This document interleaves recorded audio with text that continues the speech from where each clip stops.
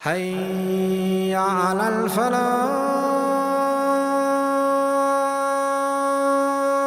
இந்த 3 வசனங்கள் சூரத்துல் அன்ஃபாலுடைய 2வது வசனம், சூரத்து ஜுமருடைய 23வது வசனம், சூரத்து ஷூராவுடைய 52வது வசனம். இந்த வசனங்களை கொஞ்சம் ஓதி பாருங்கள். நாம் எந்த குர்ஆனை இப்போது செவிமடுத்தோமோ அதே குர்ஆனைத்தான் சஹாபாக்களும் செவிமடுத்தார்கள். இந்த வசனங்கள் சஹாபாக்களுடைய வாழ்க்கையில் ஏற்படுத்திய மாற்றம் என்ன? இந்த வசனங்கள் நம்முடைய வாழ்க்கையில் ஏற்படுத்தி இருக்கின்ற மாற்றங்கள் என்ன? ஓதுவது வேண்டுமானால் சஹாபாக்களுக்கு அல்லாஹுடைய மிகப்பெரிய அருளால் அல்லாஹுடைய தூதர் ஸல்லல்லாஹு அலைஹி வஸல்லம் அவர்களாக இருக்கலாம். நீங்கள் எண்ணின் புறத்திலிருந்து கேட்டிருக்கலாம், அல்லது குர்ஆனை ஓதக்கூடிய காரிகளுடைய வார்த்தைகளிலிருந்து இந்த வசனத்தை கேட்டிருக்கலாம். இதற்கு விளக்கத்தை அறிஞர்களிடமிருந்து நீங்கள் அறிந்திருக்கலாம். ஆனால் வசனங்களும் வார்த்தைகளும் ஒன்றுதானே? இதே வார்த்தைகளையும் வசனங்களையும் சஹாபாக்கள் கேட்டபோது அவர்களுடைய வாழ்க்கை எப்படி மாறியது?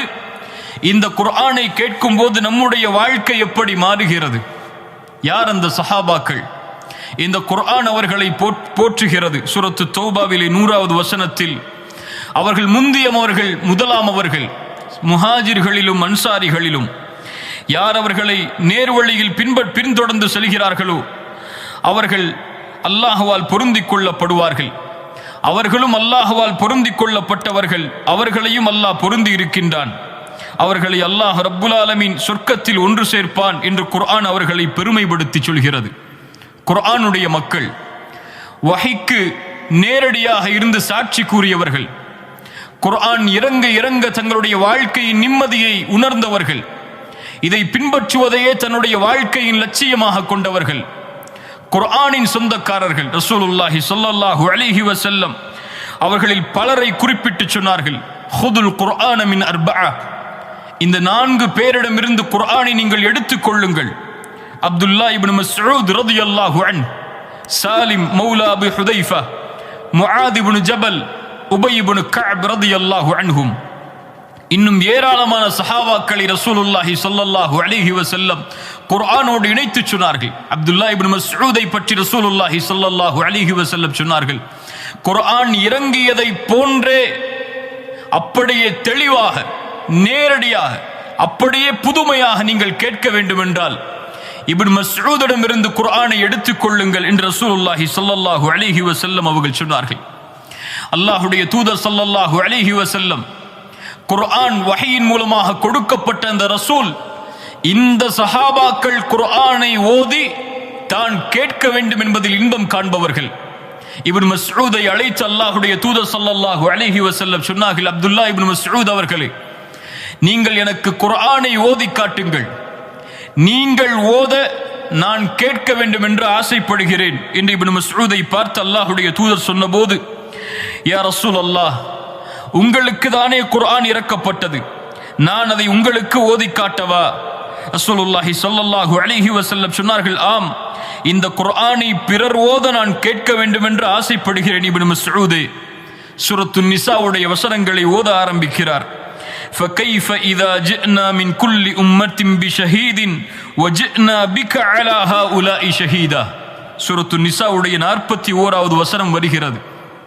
நபியே, எப்படி ஒவ்வொரு சமூகத்திற்கும் ஒவ்வொருவரை சாட்சியாளராக ஆக்கி இவர்கள் எல்லோருக்கும் உங்களை சாட்சியாக ஆக்கும் போது எப்படி இருக்கும் என்ற குர்ஆனுடைய வசனம் வரும்போது ரசூலுல்லாஹி ஸல்லல்லாஹு அலைஹி வஸல்லம் இப்னு மஸ்ஊதை பார்த்து சொன்னார்கள், ஹஸ்புகல் ஆன், போதும் இப்னு மஸ்ஊதே என்று சொன்னபோது இப்னு மஸ்ஊத் சொல்கிறார்கள், என்னுடைய முகத்தை நான் நிமிர்ந்து பார்த்தேன், ரசூலுல்லாஹி ஸல்லல்லாஹு அலைஹி வஸல்லமுடைய கண்களில் இருந்து கண்ணீர் வடிந்து கொண்டிருந்தது. அல்லாஹு அக்பர். ரசூலுல்லாஹி ஸல்லல்லாஹு அலைஹி வஸல்லம் இன்னொரு தோழர் உபையை பார்த்து சொன்னார்கள், உபை, அல்லாஹ் எனக்கு கட்டளையிட்டிருக்கிறான், நீ குர்ஆனை ஓத நான் கேட்க வேண்டும் என்று. சூரத்துல் பையினாவை, குறிப்பாக இந்த சூராவை நீ ஓது, நான் கேட்க வேண்டும் என்று அல்லாஹ் எனக்கு கட்டளையிட்டிருக்கிறான். உபை கேட்டார்கள், அல்லாஹு சம்மானி லக் யா ரசூலல்லாஹ், அல்லாஹ் என் பெயரை உங்களிடத்திலே சொன்னானா? ரசூலுல்லாஹி ஸல்லல்லாஹு அலைஹி வஸல்லம் சொன்னார்கள், அல்லாஹு சம்மாக லி, ஆம், அல்லாஹ் உன்னுடைய பெயரை என்னிடத்திலே கூறினான் உபை அவர்களே. ரசூலுல்லாஹி ஸல்லல்லாஹு அலைஹி வஸல்லம் இதை சொன்னவுடன் அந்த உபை இப்னு கஅப் ரலியல்லாஹு அன்ஹு அவர்களுடைய கண்கள் நனைந்து விடுகிறது. உபை அவர்கள் ஓதுகிறார்கள், லம் யகுனில் லதீன கஃபரு மின் அஹ்லில் கிதாப். சூரத்துல் பையினாவுடைய வசனங்களை அல்லாஹ்வுடைய தூதர் ஸல்லல்லாஹு அலைஹி வஸல்லம் அவர்களுக்கு. சுப்ஹானல்லாஹ், குர்ஆன் வாசிகள் அவர்கள், குர்ஆனுக்காகவே தங்களுடைய வாழ்க்கையை அர்ப்பணித்தவர்கள், அல்லாஹ்வின் புறத்திலிருந்து வஹியை எதிர்பார்த்து காத்திருந்து தங்களுடைய ஒட்டுமொத்த வாழ்க்கையிலும் அந்த வஹியை அனுபவித்து வாழ்க்கையிலே செயல்படுத்திய கூட்டம் அவர்கள். குர்ஆன் வாசிகள், குர்ஆனை பாதுகாத்தவர்கள். இன்றைய இடத்திலே இந்த குர்ஆன் வந்து சேர்ந்திருக்கிறது என்றால் அல்லாஹ்வுடைய தூதர் ஸல்லல்லாஹு அலைஹி வஸல்லமுடைய காலத்திலே குச்சாபுல் வஹியை எழுதக்கூடிய சஹாபாக்களாக இருந்து அதை பாதுகாத்து உள்ளத்திலே மனனமிட்டு ஹலீஃபாக்களுடைய காலத்தில் எந்த ஒன்றும் விடுபடாமல் மாறிவிடக் கூடாது என்று குர்ஆனை பாதுகாத்து ஒன்று சேர்த்து இந்த ஒட்டுமொத்த சமூகமும் உலகம் அழியும் வரை குர்ஆனோடு தங்களுடைய வாழ்வை இணைப்பதற்காக அர்ப்பணித்த கூட்டம் சஹாபாக்களுடைய கூட்டம். மேலே குறிப்பிடப்பட்ட அந்த 3 வசனங்கள் அல்லாஹ் ரப்புல் ஆலமீன் சொல்கிறான், இன்னமல் முஃமினூன அல்லதீன இதா ذுகிரல்லாஹு வஜிலத் குலூபுஹும். முஃமின்கள் யார்? அவர்களுக்கு முன்னால் அல்லாஹ்வுடைய பெயர் நினைவு காட்டப்பட்டால் வஜிலத் குலூபுஹும், அவர்களுடைய உள்ளங்கள் அல்லாஹ்வுடைய அச்சத்தால் அஞ்சி நடுங்கும். வஇதா துலியத் அலைஹிம் ஆயாத்துஹு, அல்லாஹ்வுடைய வசனங்கள் ஓதி காண்பிக்கப்பட்டால், குர்ஆன் ஓதி காண்பிக்கப்பட்டால் ஜாதத்துஹும் ஈமானா, அது அவர்களுடைய ஈமானை அதிகரிக்கும் என்று அல்லாஹ் சொல்கின்றானே. இந்த வசனத்தை என்றைக்காவது நம்முடைய வாழ்வோடு இணைத்து பார்த்திருக்கிறோமா? அல்லாஹ் இறக்கிய இந்த குர்ஆனை முஃமின்கள் ஓத ஆரம்பித்தால் தக்ஷஇர்ரு மின்ஹு ஜுலூதுல் லதீன யக்ஷௌன ரப்பஹும், அல்லாஹ்வை அஞ்சிய உள்ளங்கள் இதை ஓத ஆரம்பித்தால் அவர்களுடைய தோள்கள் எல்லாம் சிலிர்த்துவிடும்.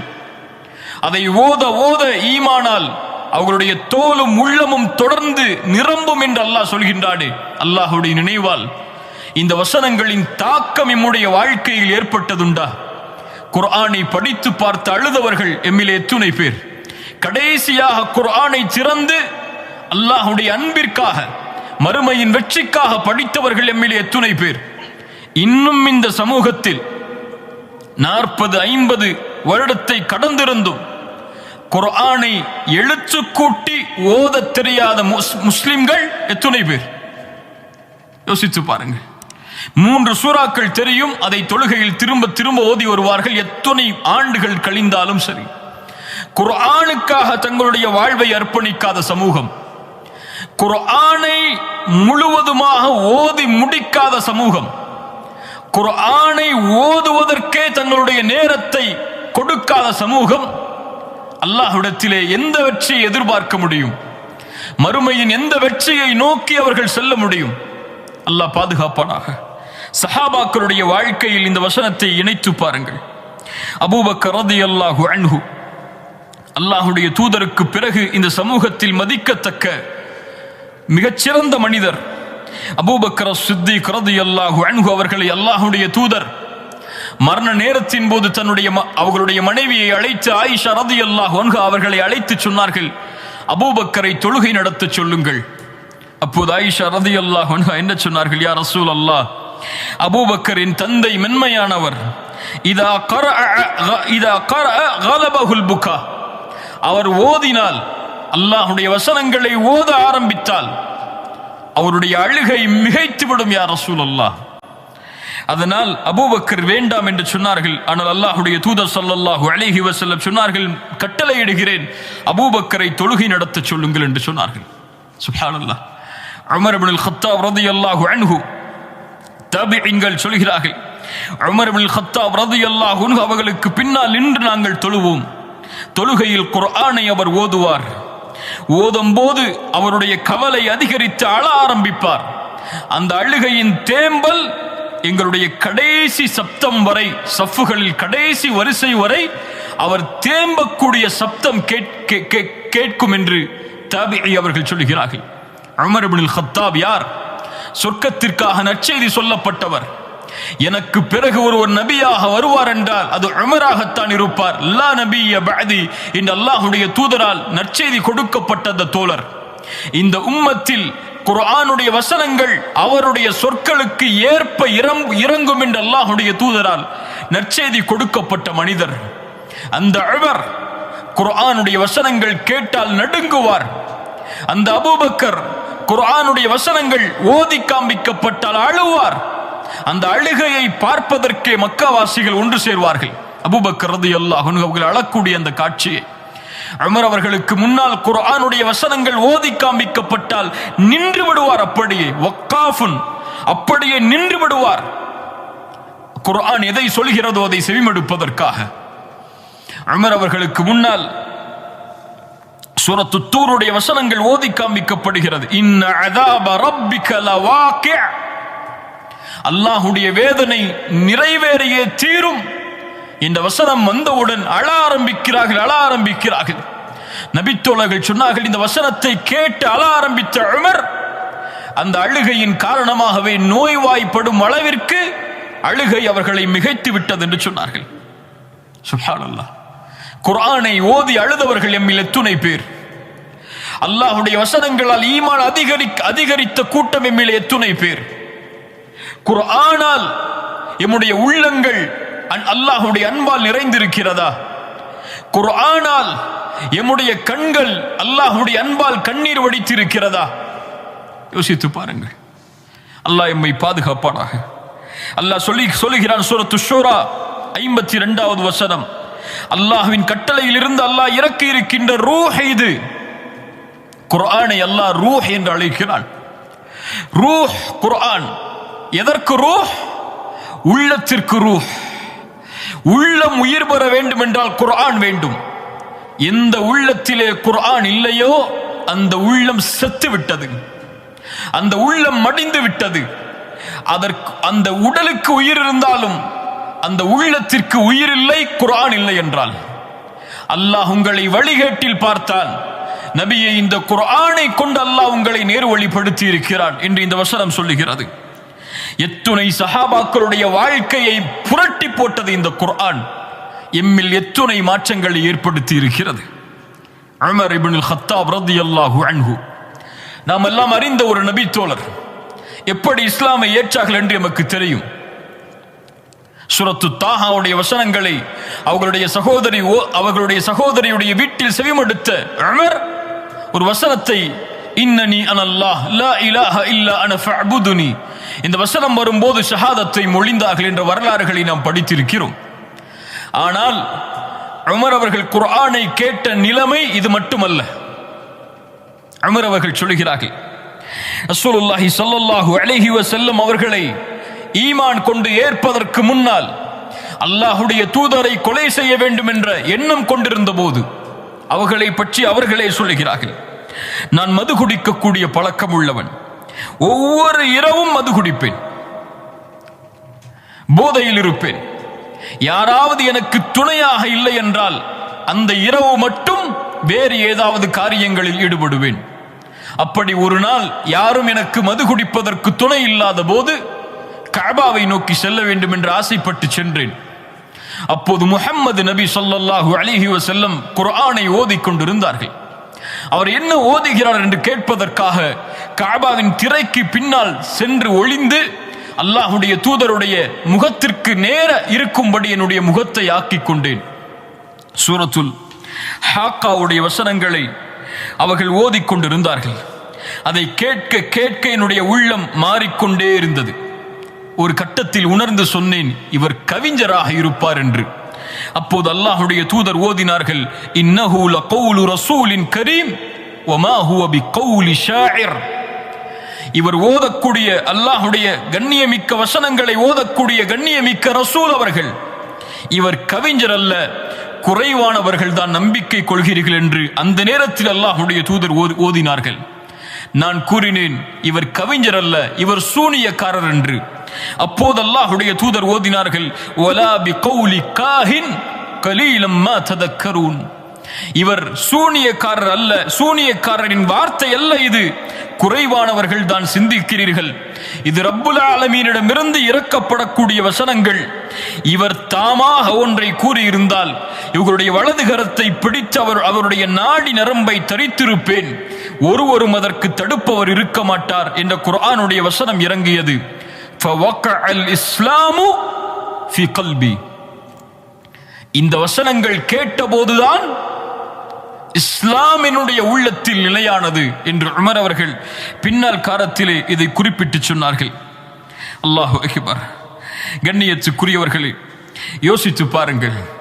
உமரை மாற்றிய குர்ஆனுடைய வசனங்கள் ரலியல்லாஹு அன்ஹு, அபூபக்கரை மாற்றிய குர்ஆனுடைய வசனங்கள், ஏன் பிலாலை, அம்மாரை, யாசிரை, சுமையாவை, இன்னும் எத்துணை லட்ச சஹாபாக்களை மாற்றிய குர்ஆனுடைய வசனங்கள், அவர்களை இந்த தீனிலே நிலைப்படுத்திய குர்ஆனுடைய வசனங்கள், அல்லாஹ்வுடைய அன்பில் நிலைப்படுத்திய குர்ஆனுடைய வசனங்கள், மறுமையின் நம்பிக்கையில் நிலைப்படுத்திய குர்ஆனுடைய வசனங்கள், நரக பயத்தில் நிலைப்படுத்திய குர்ஆனுடைய வசனங்கள், சொர்க்கத்தின் ஆதரவில் அல்லாஹ்வின் பொருத்தத்தை பெறுவதில் நிலைப்படுத்திய குர்ஆனுடைய வசனங்கள் எம்முடைய வாழ்க்கையில் ஏற்படுத்திய மாற்றம் என்ன, தயக்கம் என்ன?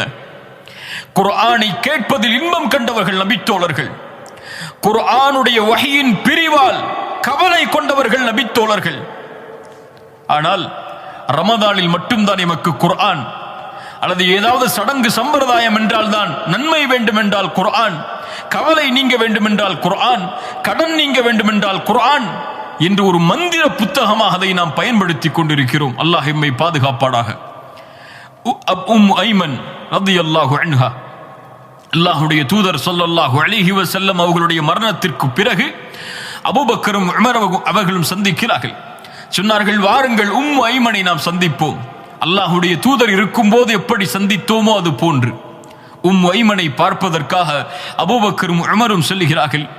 அபூபக்கரையும் உமரையும் பார்த்த மாத்திரத்தில் ஐமன் அழ ஆரம்பிக்கிறார்கள்.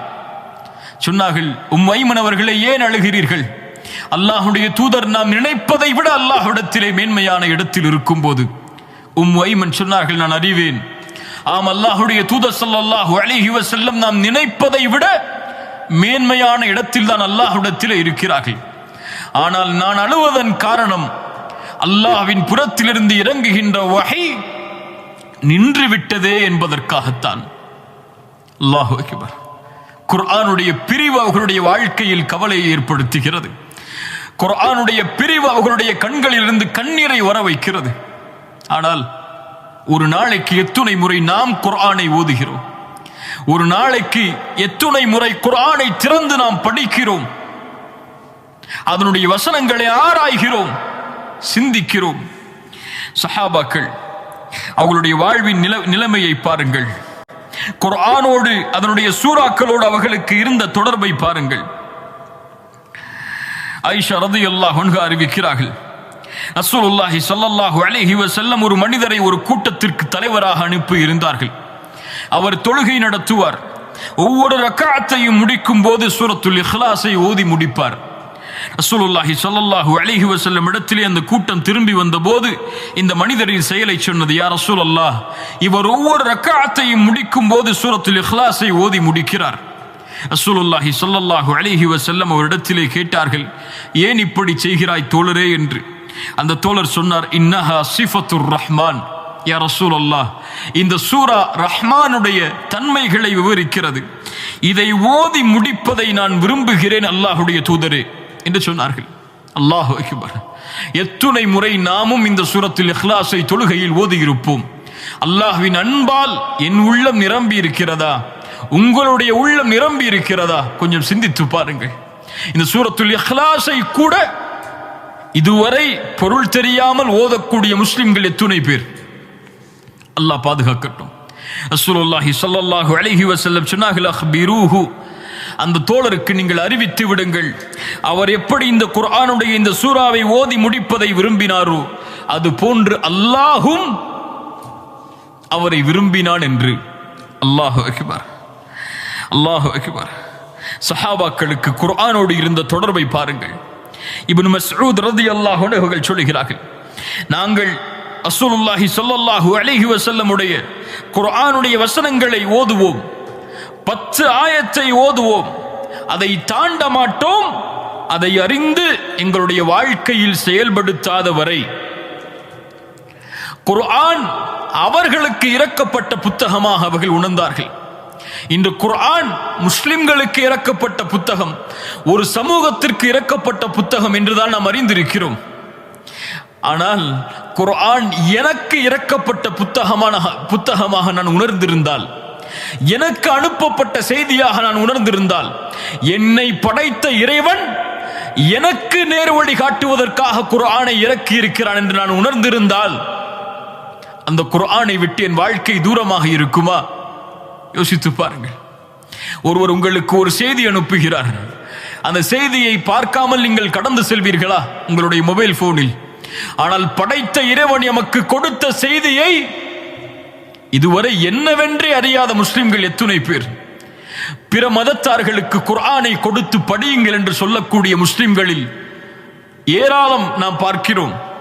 ஆனால் கொடுக்கக்கூடிய முஸ்லிம்களிடத்திலே சென்று கேளுங்கள், நீங்கள் அவருக்கு குர்ஆனை கொடுத்தீர்களே, ஒரு முறை குர்ஆனை முழுவதுமாக நீங்கள் படித்து பார்த்தீர்களா என்று? பலருடைய கேள்வியுடைய பதில் இன்னா லில்லாஹி வ இன்னா இலைஹி ராஜிஊன். ரசூலுல்லாஹி ஸல்லல்லாஹு அலைஹி வஸல்லம் அவர்களுடைய நபித்தோழர்களுடைய வாழ்வை கவனியுங்கள். சாபித் இப்னு கைஸ் ரலியல்லாஹு அன்ஹு, அன்சாரி தோழர். குர்ஆனுடைய வசனம் இறங்குகிறது, ஈமான் கொண்டவர்களே, லா தர்ஃபஉ அஸ்வாதகும் ஃபௌக ஸௌத்தின் நபி, அல்லாஹ்வுடைய தூதருடைய சப்தத்திற்கு முன்னால் உங்களுடைய சப்தங்களை உயர்த்தி விடாதீர்கள், உங்களுடைய அமல்களை அல்லாஹ் அழித்து விடுவான் என்ற பொருள்பட சூரத்துல் ஹுஜராத்துடைய 2வது வசனம் இறங்குகிறது. இந்த வசனம் இறங்கிய போதிலிருந்து சாபித் இப்னு கைஸ் ரசூலுடைய சபையை புறக்கணிக்கிறார். இவர் யார்? அல்லாஹ்வுடைய தூதர் ஸல்லல்லாஹு அலைஹி வஸல்லம் அவர்களுக்கு முன்னால் இவர் இயற்கையாக பேசினாலே அவருடைய சப்தம் உயர்ந்திருக்கும். ஒருவேளை அல்லாஹ் எனக்குத்தான் இந்த வசனத்தை இறக்கி இருக்கிறான் போல் என் உயர்ந்த சப்தம் ரசூலுடைய சப்தத்திற்கு முன்னால் உயர்ந்து விட்டதை அல்லாஹ் சுட்டிக்காட்டுகிறான், என் அமல் அழிந்து விட்டது என்று அவர் அந்த வசனத்தை தனக்காக பொருத்தி கொண்டு சபையை புறக்கணிக்கிறார். ரசூலுல்லாஹி ஸல்லல்லாஹு அலைஹி வஸல்லம் சஅதை அனுப்புகிறார்கள். சஅத் போ, சாபித் ஏன் சபைக்கு வருவதில்லை என்று கேட்டு வா. சஅத் அவர்கள் சென்றபோது சாபித் சொன்னார்கள், அல்லாஹ் இந்த வசனத்தை இறக்கி விட்டான், என் அமல்கள் அழிந்து விட்டது, அன மின் அஹ்லின் நார், நான் நரகவாதியாக மாறிவிட்டேன் சஅதே என்று அழுகுகிறார். சஅத் அவர்கள் சாபித் அவர்களுடைய அந்த கூற்றை அல்லாஹ்வுடைய தூதருக்கு எடுத்துச் செல்கிறார்கள். யா ரசூலல்லாஹ், இந்த வசனத்தை அவர் தனக்காக பொருத்தி கொண்டார், தன்னுடைய அமல் அழிந்து விட்டது, நரகவாதி என்று அவர் கூறிக்கொண்டிருக்கிறார். சாபித் இப்னு கைஸ் அவர்களுக்கு அல்லாஹ்வுடைய தூதர் சஅதின் மூலமாக செய்தி சொன்னார்கள், சஅதே சென்று சொல், பல் ஹுவ மின் அஹ்லில் ஜன்னஹ், சாபித் நரகவாதி என்று சொல்கிறாரே, அவரிடத்திலே சென்று சொல்லுங்கள், ஒருபோதும் இல்லை, அவர் சொர்க்கத்தை சார்ந்தவர் என்று ரசூலுல்லாஹி ஸல்லல்லாஹு அலைஹி வஸல்லம் அவர்கள் சொன்னார்கள். சஅத் அவர்களுக்கு, சாபித் அவர்களுக்கு எடுத்து வைக்குமாறு. அல்லாஹு அக்பர். ரசூலுல்லாஹி ஸல்லல்லாஹு அலைஹி வஸல்லம் உடைய தோழர் அபூ தல்ஹா, வசனம் இறங்குகிறது, லன் தனாலுல் பிர்ர ஹத்தா துன்ஃபிகு மிம்மா துஹிப்பூன், சூரத்துல் ஆல் இம்ரானுடைய 92வது வசனம். உங்களில் யாரும் நன்மையை அடைந்து விட முடியாது அவர் விரும்பியதை அல்லாஹ்வுடைய பாதையில் கொடுக்காதவரை. அபூ தல்ஹா ஓடி வந்தார், யா ரசூலல்லாஹ், பைருஹா தோட்டம் மதீனாவில் அதிக விளைச்சலை தரக்கூடிய இந்த தோட்டம் எனக்கு விருப்பமானது, நன்மையை அடைய முடியாது விரும்பியதை சதக்கா செய்யாத வரை என்று அல்லாஹ் சொல்கிறானே, இந்த பைருஹா தோட்டத்தை அல்லாஹ்வுடைய பாதைக்காக சதக்கா செய்கிறேன். ரசூலுல்லாஹி ஸல்லல்லாஹு அலைஹி வஸல்லம் சொன்னார்கள், ஆஹா, எவ்வளவு அருமையான செல்வத்தின் பங்களிப்பு இது, செல்வத்தின் பங்களிப்பு இது. அபூ தல்ஹா, இந்த பங்களிப்பை உன்னுடைய குடும்பத்தார்களுக்கே நீ பங்கு வைத்து விடு என்று ரசூலுல்லாஹி ஸல்லல்லாஹு அலைஹி வஸல்லம் கூற, அபூ தல்ஹா அப்படியே அதை செய்து முடிக்கிறார். இப்படி ஏராளமான நிகழ்வுகளை சஹாபாக்களுக்கும் குர்ஆனுக்கும் இணைத்து சொல்லலாம். குர்ஆன், சஹாபாக்கள். குர்ஆனுடைய வாழ்வை பார்க்க வேண்டுமா? சஹாபாக்களை பார்க்கலாம். அவர்கள் யாரை பார்த்தார்கள்? ரசூலுல்லாஹி ஸல்லல்லாஹு அலைஹி வஸல்லம் அவர்களை குர்ஆனாக. ஆயிஷா ரலியல்லாஹு அன்ஹா அவர்களிடத்திலே அல்லாஹ்வுடைய தூதருடைய வாழ்க்கையை குறித்து கேட்டபோது சொன்னார்கள், அவர்களுடைய வாழ்க்கை குர்ஆன், அவ்வளவுதான். எளிதாக முடித்தார்கள். ரசூலுடைய வாழ்க்கை எப்படியா? குர்ஆன் தான் அவர்களுடைய வாழ்க்கை. சஹாபாக்களுடைய வாழ்க்கை எப்படி? அதுவும் குர்ஆன் தான். குர்ஆன் தான் அவர்களுடைய வாழ்க்கையை ஆக்கிரமித்தது, அவர்களுடைய மாற்றத்திற்கு காரணமானது, வாழ்வை திருப்பியது, அபூபக்கரை சொர்க்கவாதியாக மாற்றியதும், உமரை சொர்க்கவாதியாக மாற்றியதும், ஒட்டுமொத்த சஹாபாக்களுக்கும் ரலியல்லாஹு அன்ஹும் வரது அன்ஹு, அவர்களை அல்லாஹ் பொருந்திக் கொண்டான், அவர்களும் அல்லாஹ்வை பொருந்திக் கொண்டார்கள். நற்செய்தியை பெற்றுத் தந்தது குர்ஆன். நமக்கு எதை பெற்றுத் தந்தது? நமக்கு எதை நினைவுபடுத்தியது? நம்முடைய வாழ்க்கையின் எந்த அங்கத்தை அல்லாஹ்வை நோக்கி மாற்றியது? யோசித்து பாருங்கள். எந்த அளவு குர்ஆனோடு நாம் தொடர்பில் இருக்கிறோம். அல்லாஹ்வுடைய தூதர் அடிக்கடி கேட்கக்கூடிய துஆ, கவலைகள் நீங்குவதற்கு அல்லாஹ்வுடைய தூதர் ஓதுமாறு கட்டளையிடுவார்கள். துஆவில் ஒரு பகுதி, அல்லாஹும்ம அன் தஜ்அலல் குர்ஆன ரபீஅ கல்பி, என் உள்ளத்தின் பசுமையாக ஆக்கு குர்ஆனை யா அல்லாஹ், என் உள்ளத்தின் வெளிச்சமாக ஆக்கு யா அல்லாஹ், என் கவலைகளை நீக்கக்கூடிய, பிரச்சனைகளை முடிக்கக்கூடிய மருந்தாக ஆக்கு யா அல்லாஹ், கவலைகளை நீக்கக்கூடியதாக மாற்று, வெளிச்சமுடையதாக மாற்று, என் உள்ளத்தின் பசுமையாக மாற்று. குர்ஆனை கேட்க கேட்க என் ஈமான் அதிகரிக்க உதவி செய். அல்லாஹு அக்பர். சஹாபாக்கள் தங்களுடைய வாழ்க்கையிலே இதை செயல்படுத்தியவர்கள். தங்களுடைய வாழ்வின் கவலைகள் நீங்குவதற்காக குர்ஆனை பயன்படுத்தியவர்கள். ரசூலுல்லாஹி ஸல்லல்லாஹு அலைஹி வஸல்லம் அவர்களுடைய மரணத்திற்கு பின்னால் சஅத் இப்னு அபி வக்காஸ், உமர் அவர்களுடைய ஆட்சி காலம் வருகிறார்கள். வந்து மதீனாவிற்குள் நுழைந்து பள்ளிவாசலுக்கு செல்கிறார்கள். உஸ்மான் இப்னு அஃபான் ரலியல்லாஹு அன்ஹு அவர்கள் அமர்ந்திருக்கிறார்கள். உஸ்மானை பார்த்தவுடன் அஸ்ஸலாமு அலைக்கும் யா உஸ்மான் என்று சொல்கிறார்கள். உஸ்மான் அவர்கள் ஏதோ ஒரு சிந்தனையில் இருப்பவர்கள், அந்த சலாமிற்கு பதில் கூறவில்லை. பதில் கூறாமல் அமைதியாக இருக்கிறார்கள். இரண்டாவது முறை சொன்னார்கள், பதில் கூறவில்லை. சஅத் இப்னு அபி வக்காஸ் அவர்களுக்கு கவலை மேலோங்குகிறது. உமரிடத்திலே சொல்லுகிறார்கள், ரலியல்லாஹு அன்ஹு, யா அமீரல் முஃமினீன், உஸ்மானை சந்தித்தேன், சலாம் சொன்னேன், பதில் சொல்லவில்லை. இரண்டாவது முறை சலாம் சொன்னேன், பதில் சொல்லவில்லை. ஏதாவது இஸ்லாம் மாறிவிட்டதா? ஏதாவது தடை ஏற்பட்டு விட்டதா? உமர் சொன்னார்கள், அப்படி ஒன்றும் இல்லையே. ஏன் அப்படி உஸ்மான் மறுத்தார்?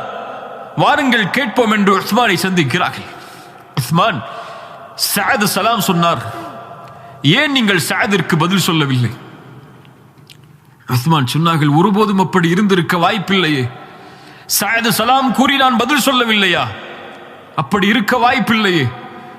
நான் ஒரு சிந்தனையில் இருந்தேன்.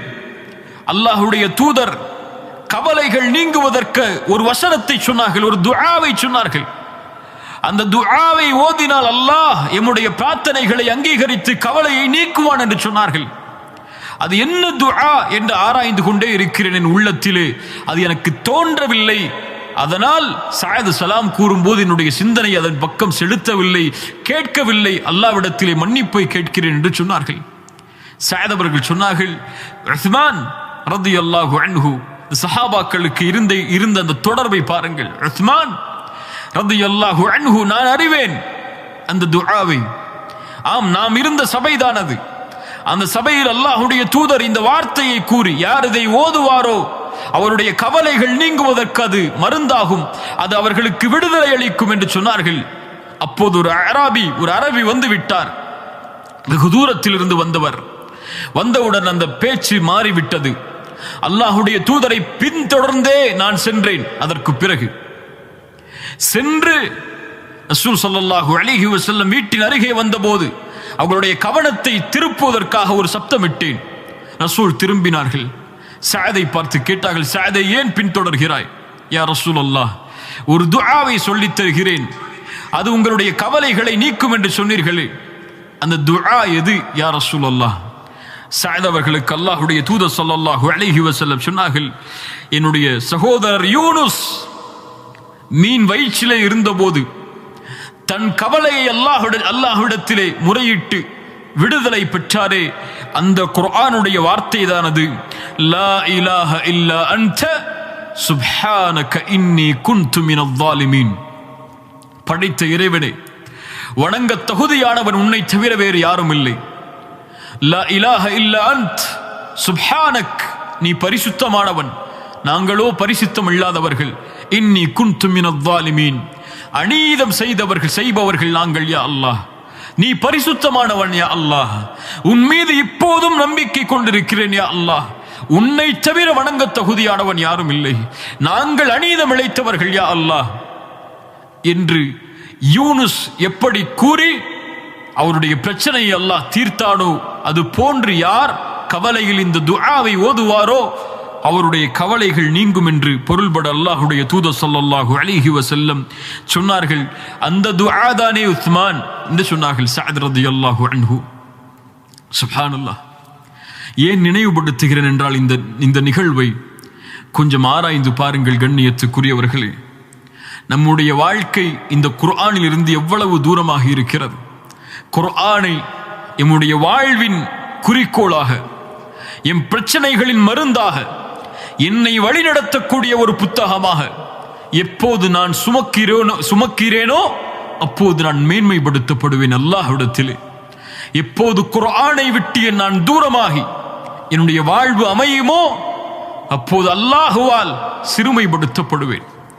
ஒரு மனிதனுடைய வாழ்வு உயிரோடு இருக்கக்கூடிய வாழ்வா அல்லது உயிரற்ற சடலத்தின் வாழ்வா என்பதை குர்ஆன் தீர்மானிக்கும். ஒருவனுடைய மரணம் நல்ல மரணமா அல்லது கெட்ட மரணமா என்பதை குர்ஆன் தீர்மானிக்கும். ஒருவருடைய கபரின் வாழ்க்கை வெற்றியா தோல்வியா என்பதை குர்ஆன் தீர்மானிக்கும். மன் ரப்புக்க என்று கேட்கும் போது குர்ஆனை படிக்காதவன், குர்ஆனை அறியாதவர் எப்படி ரப்பை அறிந்திருக்க முடியும்? ரப்பி அல்லாஹ் என்று எப்படி சொல்லுவார்? குர்ஆன் அல்லாஹ்வுடைய தூதரை அறியாதவர் குர்ஆனில் இருந்து எப்படி என் தூதர் ரசூல் என்று சொல்லுவார்? மார்க்கத்தை குர்ஆனில் இருந்து படிக்காதவர் எப்படி என்னுடைய தீன் இஸ்லாம் என்று சொல்லுவார்? நாளை மஹ்ஷரில் வெளிச்சம் தரும் குர்ஆன் தீர்மானிக்கும். அல்லாஹ்வுடைய விசாரணை எளிதாகும் குர்ஆன் தீர்மானிக்கும். சொர்க்கமா நரகமா என்ற எல்லாவற்றையும் தீர்மானித்து அல்லாஹ்வுடைய உதவியை தரக்கூடிய ஒரே ஒரு வழி குர்ஆன். குர்ஆன் மக்லூக் அல்ல, குர்ஆன் படைக்கப்பட்ட பொருள் அல்ல. குர்ஆன் கலாமுல்லாஹ், அல்லாஹ்வுடைய பேச்சு குர்ஆன். ஒரு மனிதன் குர்ஆனை விட்டு தூரமாகிறான் என்றால் படைத்த இறைவனுடைய பேச்சை நிறுத்துகிறான் என்று அர்த்தம். வேண்டாம் எனக்கு, என்னிடத்திலே இறைவா பேசாதே என்று தடுக்கிறான் என்று அர்த்தம். முஃமின்களே, முஸ்லிம்களே, குர்ஆனை திறந்து ரப்பை உங்களோடு பேச அனுமதி அளியுங்கள். அந்த கல்விலே அந்த குர்ஆனுடைய வசனம் பேச பேச ஒளியால் அந்த கல்பு நிரம்பும்.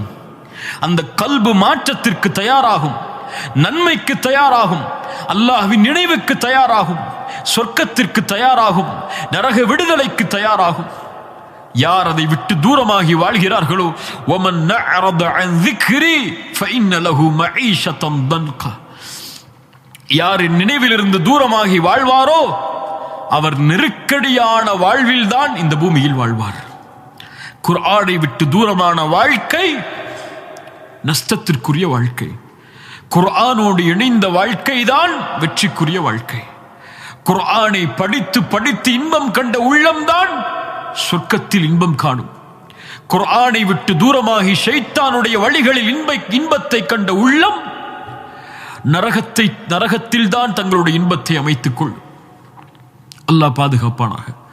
குர்ஆன் மேன்மை, குர்ஆன் உயர்வு. குர்ஆனோடு நம்முடைய வாழ்வு இருக்கும் வரை எம் வாழ்வு நிச்சயம் வெற்றிக்கான வழியில் தான் சென்று கொண்டிருக்கும். அல்லாஹ்வுடைய அன்பில் தான் இணைந்திருக்கும். அல்லாஹோடு ஒரு மனிதன் தன் இணைப்பை ஆக்கிக் கொள்வதற்கு அவனுடைய வார்த்தைகளை புறக்கணித்தால் எப்படி நடக்கும்? குர்ஆனை வாழ்வோடு இணையுங்கள். காலை மாலை இரவு என எல்லா நேரமும் அல்லாஹ்வுடைய வசனங்களை முஃமின்கள் ஓதிக்கொண்டே இருப்பார்கள் என்று குர்ஆன் சொல்லுகிறது. அப்படிப்பட்ட முஃமின்களாக மாறுங்கள். முனாஃபிக்குகளை போன்று குர்ஆனை ஏதோ ஒரு காரியத்திற்காக மட்டும் பயன்படுத்தக்கூடியவர்களாக மாறிவிடாதீர்கள். குர்ஆன் வாழ்க்கைக்கானது. குர்ஆன் என் வாழ்க்கைக்கானது, உங்களுடைய வாழ்க்கைக்கானது. குர்ஆன் எனக்கு வழிகாட்டுவதற்காக இறக்கப்பட்டது, உங்களுக்கு வழிகாட்டுவதற்காக இறக்கப்பட்டது. ذَلِكَ هُدَى اللَّهِ يَهْدِي بِهِ مَن يَشَاءُ. இது அல்லாஹ்வுடைய நேர்வழி. அல்லாஹ் நாடியவர்களுக்கு அல்லாஹ் இதை கொண்டு வழிகாட்டுவான். ஒரு மனிதர் தடுத்து கொண்டால் அல்லாஹ் அவர்களை வழி தவற வைப்பான். அல்லாஹ் வழி தவற வைத்தவர்களை யாரும் உலகத்திலே நேர்வழி காட்டிவிட முடியாது. குர்ஆன் ரூஹ், அந்த ரூஹை உள்ளத்திலே இணைத்து உள்ளத்திற்கு உயிர் கொடுங்கள். எம்முடைய வாழ்வும் உயிராகும். இறந்ததற்கு பிறகும் எம்முடைய கல்பும் உயிரோடு இருந்து எம்முடைய மறுமையுடைய வெற்றிக்கு வழியை ஏற்படுத்தும். அல்லாஹ் ரப்புல் ஆலமீன் குர்ஆனோடு எம்முடைய வாழ்வை நிலைப்படுத்துவானாக. குர்ஆனை எம்முடைய உள்ளத்தின் பசுமையாக அல்லாஹ் ஆக்குவானாக. அல்லாஹ் இந்த குர்ஆனோடு தொடர்பு பட்ட நிலையில் வாழ்ந்து மரணிக்கக்கூடிய பாக்கியத்தை அல்லாஹ் ரப்புல் ஆலமீன் எனக்கும் உங்களுக்கும் தருவானாக.